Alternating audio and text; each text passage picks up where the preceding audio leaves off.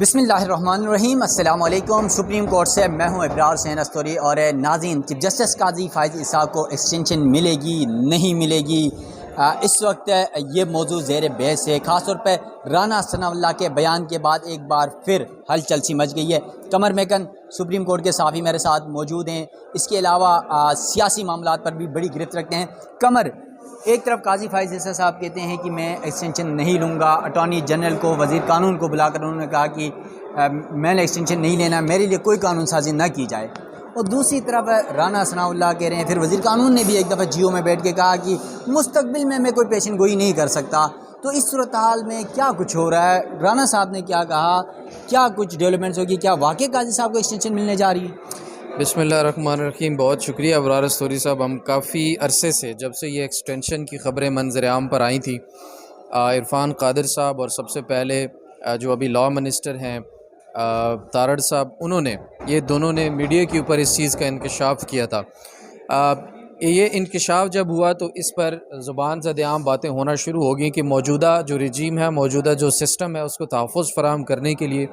Chief justice Qazi Faiz ईसा को बहुत अरसे से इस्तेमाल किया जा रहा है, या फिर चीफ़ जस्टिस काज़ी फ़ाइज़ ईसा किसी के साथ ज़ाती दुश्मनी होने की बिना पर इस्तेमाल हो रहे हैं या ख़ुद सहूलत कारी फ़राहम कर रहे हैं। इसमें तो कोई दो राय हमें नज़र नहीं आती, क्योंकि उनके तमाम तर फ़ैसले आज तक के जो भी हमने देखे हैं वो एक ख़ास रजीम को फ़ायदा पहुँचाते रहे हैं, हुकूमत को फ़ायदा पहुँचाते रहे हैं। और PTI और इमरान ख़ान के मुखालिफ जितने भी हथकंडे थे वो यानी कि कामयाब करार पाते रहे हैं।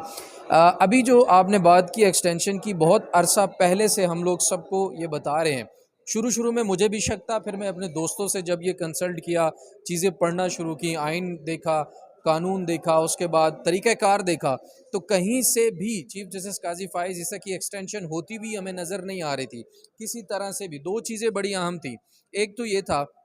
कि सबसे पहले एक्सटेंशन ये हो सकती है कि चीफ़ जस्टिस को डायरेक्ट आइन साजी के थ्रू एक्सटेंशन दे दी जाए, एक तरीका ये था। और दूसरा ये था कि तमाम जजेस की उम्र में इजाफा कर दिया जाए। अब बदकिस्मती ये है हुकूमत की कि ये दोनों काम तब हो सकते थे जब आइन में तरमीम की जाए, और आइन में तरमीम के लिए कौमी असम्बली में 2/3 मेजॉरिटी अलग से चाहिए, सेनेट में 2/3 मेजॉरिटी अलग से चाहिए। जॉइंट सेशन करके ये काम नहीं किया जा सकता था, या फिर सादा कानून साजी जो होती है अक्सरियती राय से, वो करके एक्सटेंशन नहीं दी जा सकती। इसके लिए आइनी तरमीम ज़रूरी थी। अब ये वो हथकंडा था या ये वो तरीका था जिसके बाद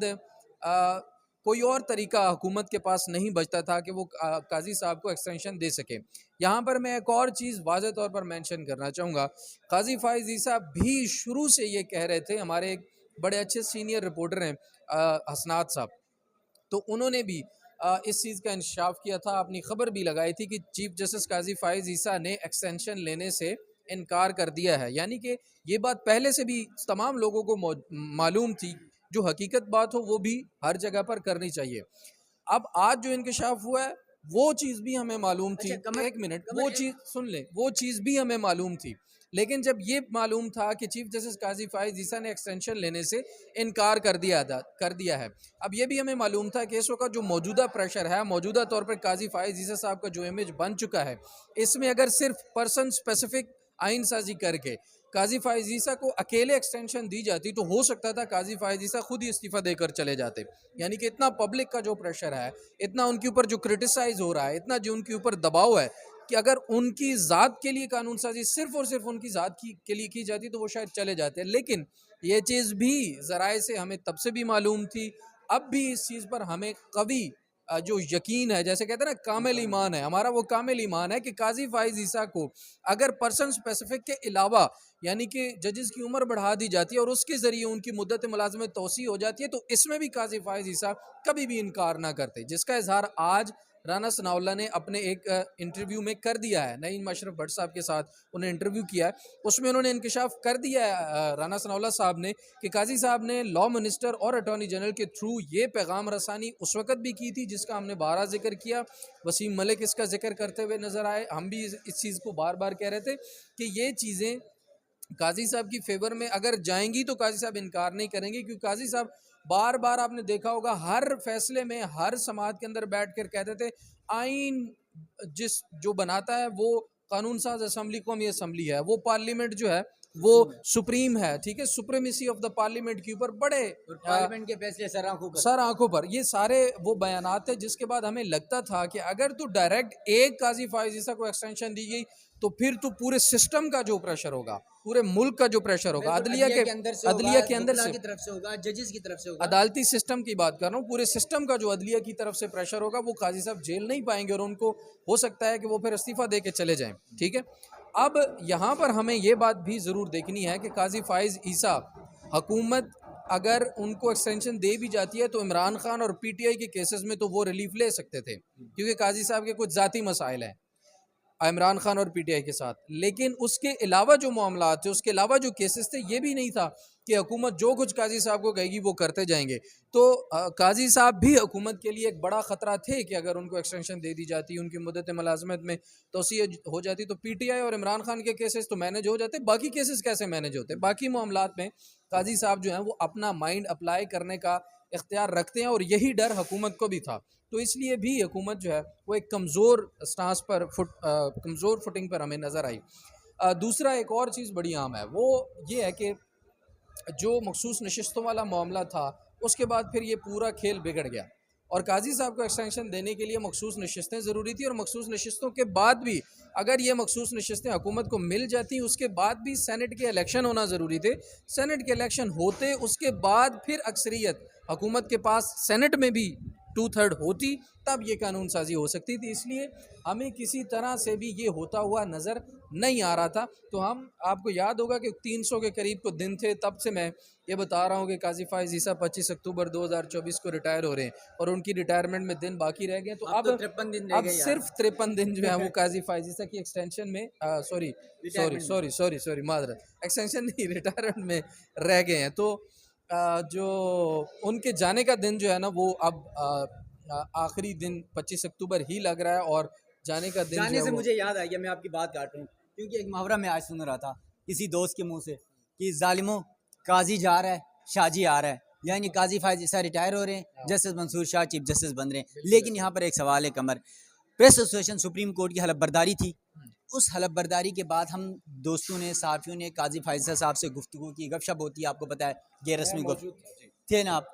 वहाँ पर काजी फाइज साहब से इस हवाले से एक्सटेंशन के हवाले से बार बार हमारे सदर अकील अफजल साहब ने पूछा तो उन्होंने ये जवाब दिया कि मैंने वज़ीर कानून आज़म नज़ीर तारड़ को अटार्नी जनरल को बुला कर ये कह दिया है कि मेरे हवाले से अगर कोई कानून साजी की जा रही है एक्सटेंशन के हवाले से तो नहीं की जाए। जब वो दो टोक ये बात कह चुके हैं तो उसके बाद ये कयास राइयाँ ये बातें फिर ये हुकूमत अपने आप को क्या गंदा करने के लिए ये सब कुछ कर रही है या फिर बहुत ज़्यादा जो है ना और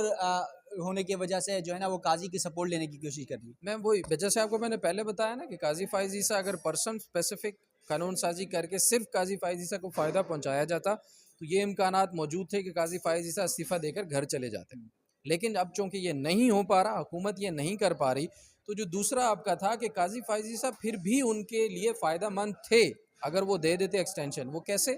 कि मैंने आपको पहले अर्ज़ की कि पीटीआई और इमरान खान के केसेस मैनेज हो जाते, लेकिन जो बाकी केसेस हैं उसमें वो उनको मैनेज करना मुश्किल हो जाता है क्योंकि पीटीआई और इमरान खान के साथ ज़ाती मामलात हैं,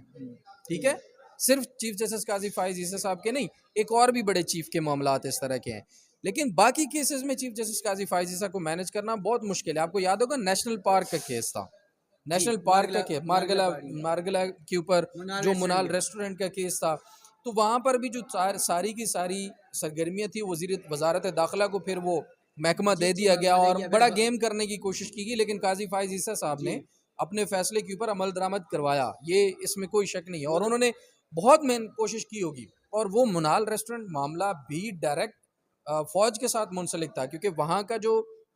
वो सारा एग्रीमेंट था वो वहाँ पर जो फ़ौज का एक इदारा है मौजूद है उसके साथ मुनाल रेस्टोरेंट का एग्रीमेंट था, हुकूमत के साथ, सीडीए के साथ, वाइल्ड लाइफ के साथ, नेशनल पार्क की 1929 का एग्रीमेंट। तो बिल्कुल वो जो सारे का सारा अच्छा 1929 से जो एग्रीमेंट था वो और था, मुनाल का रेस्टोरेंट का एग्रीमेंट बाद में हुआ, लेकिन वो जो एक इदारा है वो उस वक़्त से यहाँ पर मौजूद है और वो समझता है कि यहाँ पर जितने भी इख्तियारात हैं वो हमारे हैं। और फिर चीफ जस्टिस काजी फाइज ईसा साहब ने GHQ से वो एग्रीमेंट वो फाइल मंगवाई भी थी कि आप जी मंगवाएं, फ़ाइल मैं देखना चाहता हूँ कि उस एग्रीमेंट में क्या लिखा हुआ है, लेकिन वो फ़ाइल चीफ जस्टिस काजी फायज़ ईसा को नहीं दी गई। अटॉर्नी जनरल ने बारहा यकीन दहानी करवाई कि मैं आपको फ़ाइल चैम्बर में दिखा दूंगा, तो उसके बावजूद अभी तक भी